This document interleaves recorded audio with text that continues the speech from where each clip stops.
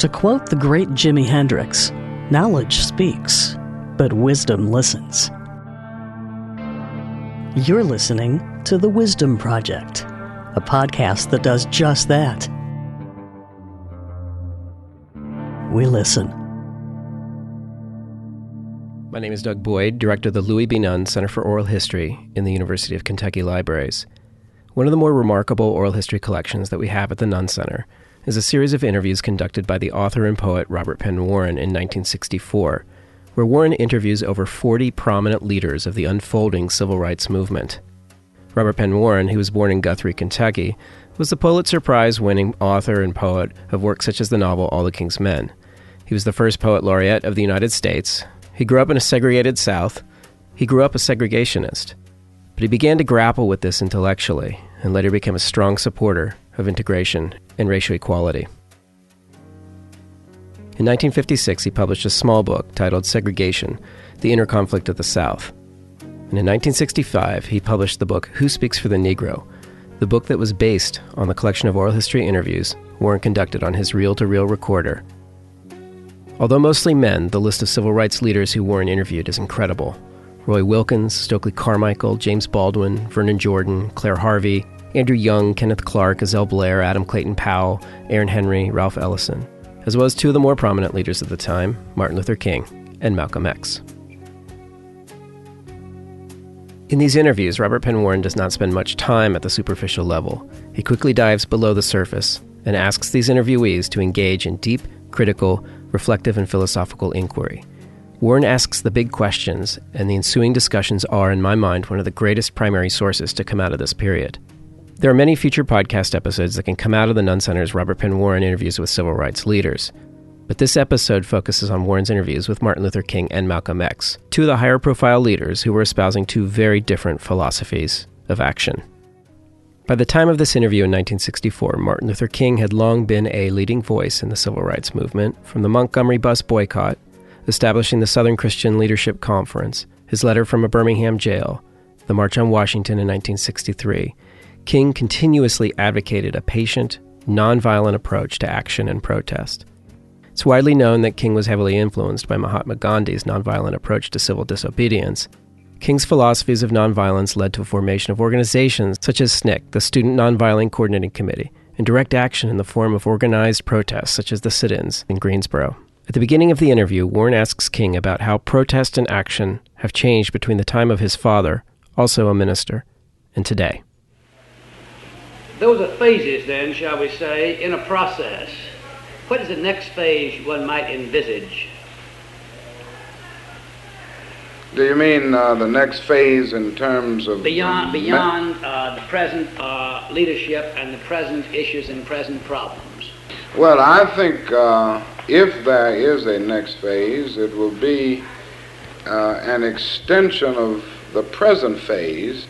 My feeling is that we will really have to grapple with ways and means to really bring about an integrated society.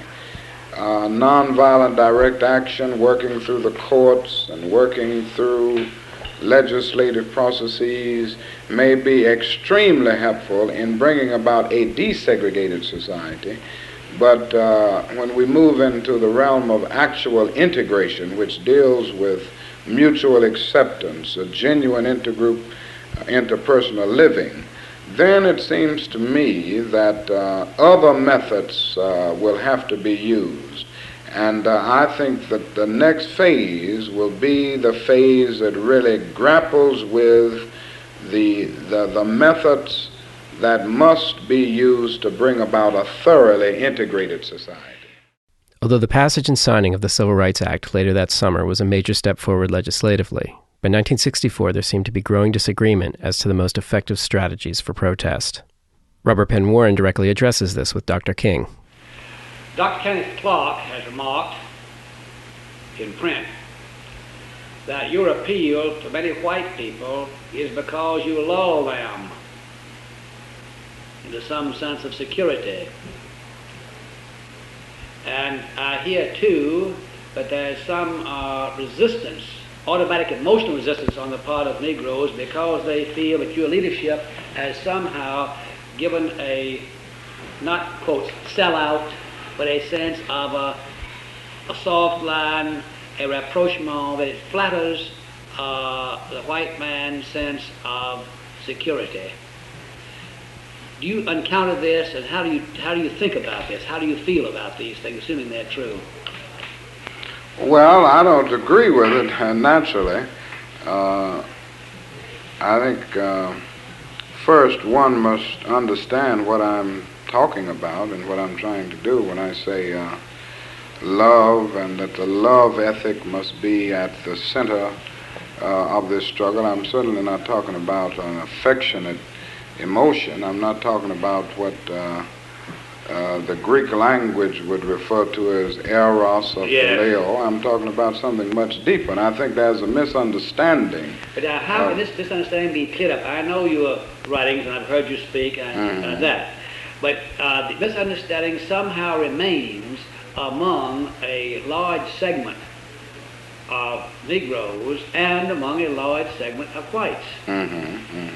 Well, I don't think it can be cleared up for those who refuse to look at the meaning of it. I've done it, I've said it in print over and over again. Yes, you have. Yeah. That I do not think violence and hatred can solve this problem. I think they will end up creating many more social problems than they solve.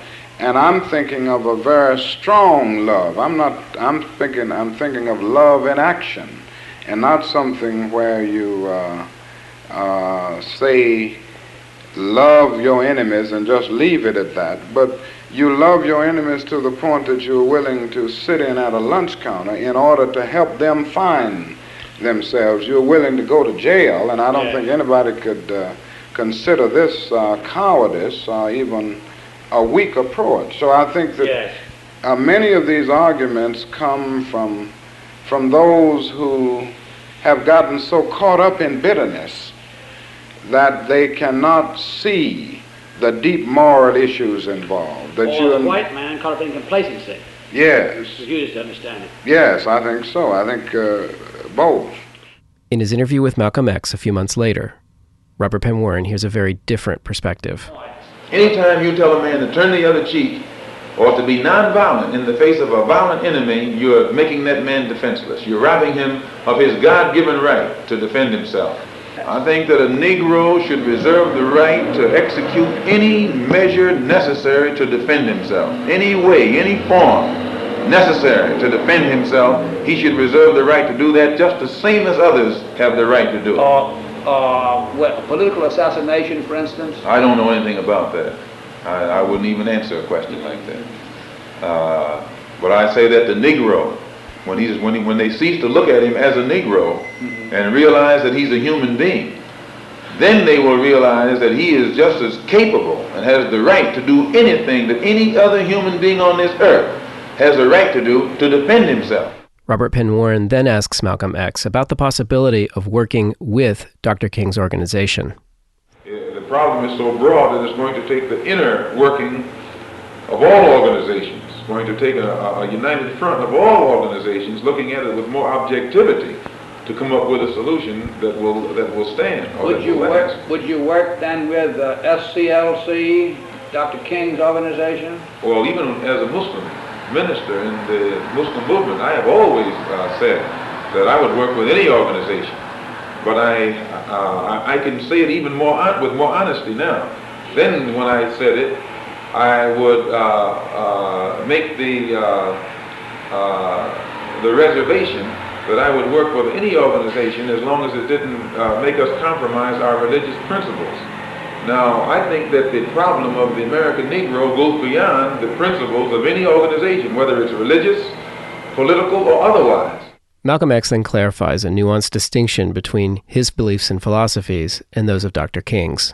As I'm trying to see how it would be possible to work with Dr. King's philosophy of non-violence, you see. Well, see, now, non-violence with Dr. King is only a method. That's not his objective.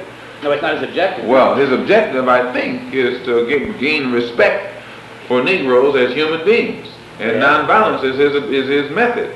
Well, my objective is the same as King's. Now, we may disagree on methods, but we don't have to argue all day on methods. Forget the methods or the differences in method.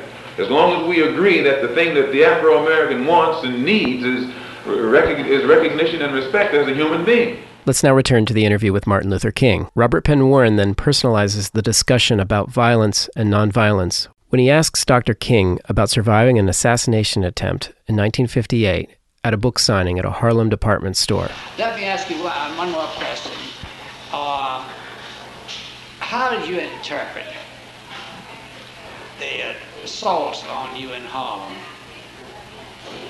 You mean the two, the stabbing and the stabbing and the throwing the things. These two experiences must have been ghastly shocking, of course, to anybody. Mm-hmm. But it's a special extra shock in your case. Yes. Well, the first one, I don't know if we'd ever know what the causal basis was, because here you had a demented mind who really didn't know why she was doing it. I really don't think. It may be that she had been around some of the meetings of these groups in Harlem, black nationalist groups that have me all the time as a favorite object of scorn. Yes. And hearing this over and over again, she may have responded to it when I came to Harlem. Or it may be that she was just so confused that she would have done this to anybody whose name was in the news. We will never know. But now on the other one, where they threw eggs at a car, I think that was really a result of the black nationalist groups and a feeling. You know, they've heard all of these things about my being soft and my talking about love, the white man all the time. And I think a real feeling that that this kind of approach is far from, it's a cowardly approach. And they transfer that bitterness toward the white man to me, because they began to see, they began to feel that I'm saying love this person that they have such a bitter attitude toward. I think it grows right out of that. In fact, Malcolm X had a meeting the day before, and he had talked about me a great deal and told him that I would be there the next night, and said, now you ought to go over there and let old King know what you think about him. And he had said a great deal about nonviolence, criticizing nonviolence, and saying that I approved of Negro men and women being bitten by dogs and the fire hoses, and I say go on and not defend yourself. So I think this kind of response grew out of the build-up and all of the talk about my being a sort of polished Uncle Tom. This is the kind of thing they say in those groups. Now, my feeling has always been, again, that they have never understood what I say. I'm saying, because, they confuse. They don't see that there's a great deal of the difference between non-resistance to evil and non-violent resistance. And certainly, I'm not saying that you sit down and patiently accept injustice. I'm talking about a very strong force where you stand up with all your might against an evil system. And you are not a coward. You are resisting, but you come to see that tactically as well as morally, it is better to be nonviolent. I can't see it. These are oral history interviews, not speeches. Both Dr. Martin Luther King Jr. and Malcolm X are grappling with questions, struggling for answers, both expressing very different philosophies and methods with similar goals. And through Robert Penn Warren's archived oral history interviews emerges a dialogue between Dr. Martin Luther King Jr. and Malcolm X. In some ways, they both are struggling with time, the tension arising between gradual and immediate change. In his famous letter from Birmingham jail, King says, quote, "Actually, time is neutral. It can be used either destructively or constructively," unquote. Tragically, Malcolm X was assassinated in 1965, and Martin Luther King was assassinated in 1968. Last year marked the 50th anniversary of the publication of Robert Penn Warren's book, Who Speaks for the Negro? Time has passed. Many questions have been answered, yet many still remain. Thanks for listening to The Wisdom Project. The Wisdom Project podcast is brought to you by the Louis B. Nunn Center for Oral History in the University of Kentucky Libraries and is hosted and produced by Doug Boyd and Copanna Terry. Assistant producer for this episode was J.D. Carruthers. The music was written by Doug Boyd. You can find more episodes at thewisdomproject.life. We encourage you to listen to the full interviews with Malcolm X and Dr. Martin Luther King online at KentuckyOralHistory.org. They're searchable using our super cool search system called OHMS, OHMS, that makes the audio and video discoverable.